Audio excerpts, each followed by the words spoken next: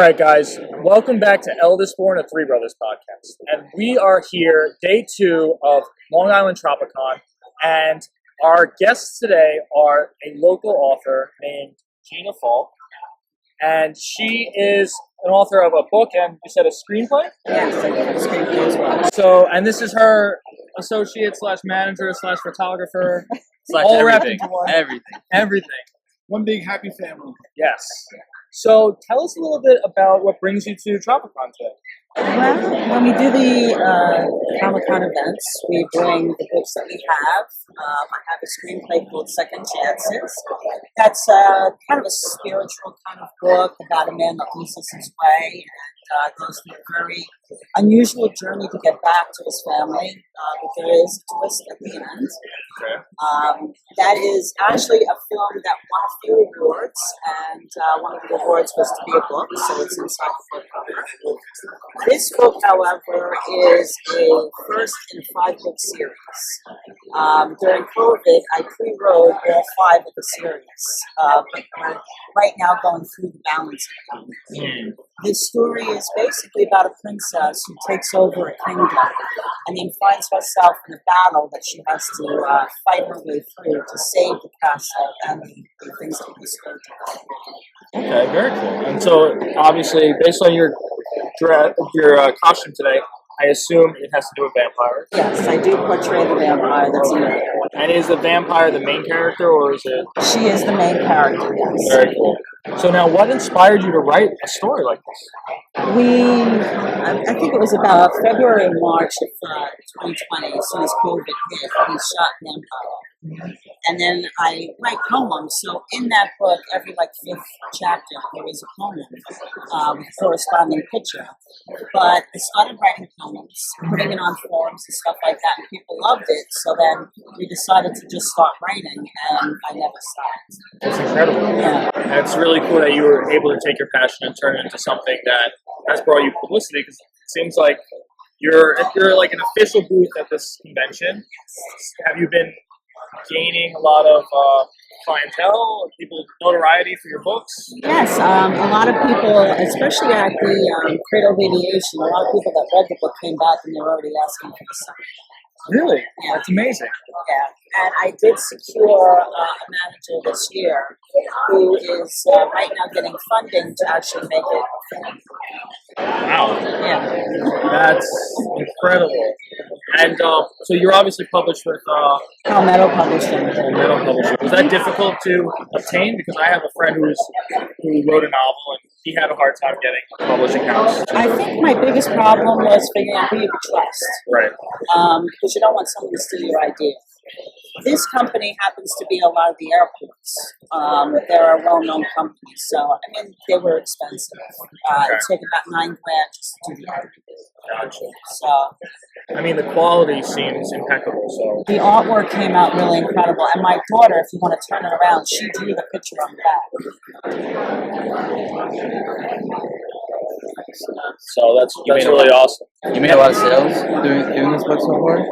Sales they're going a little slow, so that's why we got the manager so that we can kind of boost this. Gotcha. So she does stuff.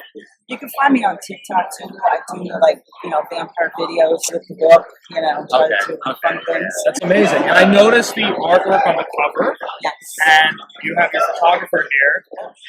Is all the artwork that you take to advertise and to publish the books, is that all of you? In terms of a photography standpoint? Yeah, it's all everything. It's all her, 100%. So the way we went about this, people come up to her, some friends, like, "Oh, that's not you. That's not you. That's not you." And I'm like, it's a character. Right. People think, "Oh, you created a character." So I'm taking her likeness and giving it that vampire twist. Of course, yeah. I got it down there. I pretty much have a preset for her character in my head. So I just go to work, and how fast do I turn the stuff over? Seconds. She would send me one picture, and I just go to work on it, and she's like, "Oh my God, that's so funny." And just do it. And, we have a couple other vampires I work with too. Actually, my first one I worked with, Rob Frankenberg.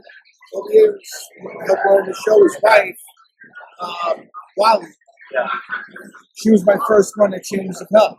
Okay. So the big story. So she's like, "Yeah, let's do it." So we had the scenes were all built up. I just literally picked the scene up, put speed lights, and what do I wear?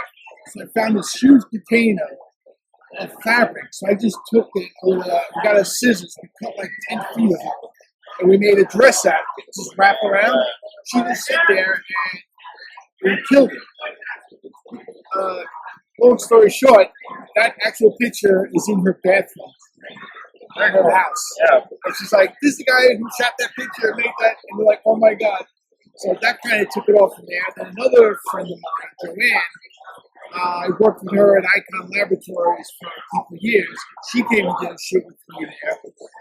And it just took off. And, Gina was the next one. And the other one, Shannon, maybe once or twice we shot. So we got like a little sisterhood. So we kind of call it, what do we call it? Sisters of Blood? Sisters of Blood, yeah. Yeah, so I actually made some posters with a hammer horror background feeling to it. We call it the Sisters of Blood. Very cool. So how does it feel to have such a capable team working on your books? And like, you have your manager, your photographer, your sisterhood. Yeah, it's very amazing to be in a group of people like this that have so much fun. Right. And like, where do you see this going? You said you pre-wrote the first, 5 books? So, which ones are published currently? Just this one is published. Okay. I'm presently editing the second one, and then I'll just continue to edit the balance of them. But I'm also in the midst of writing a screenplay, which is supposed to be a Frankenstein continuation to go after the Bride of Frankenstein. Okay. That's pretty cool. I find it. This is our horror expert. Yeah, I'm really big into horror stuff. So like, I love like all like the backstories of like vampires and all this other stuff like Frankenstein. I got a good one for you. Last year I was at World War II encampment at Old Bethpage. So I'm walking with one of my photo buddies, and you ever been to Old Bethpage Village? I haven't. So there's this huge field that it's a 1 mile walk. So we get there, and I see this movie theater, a drive-in theater. I'm like, "What the hell is this?" There's open floors. It's a movie scene. I'm like, "What are they filming here?" Bride of Frankenstein. That's awesome. That's awesome. Yeah, that's really awesome. Following day, they took the whole thing down. I was like, "No way." I think Christian Bale's in it. Yes. Yeah, I think so. And when's it coming out? I don't know. They did a drive-in theater scene there. Yeah, and because I believe they're filming a new one. I don't know when it's going to come out, but it was like announced like No, a year. Guillermo del Toro just came out with Frankenstein this year, I think.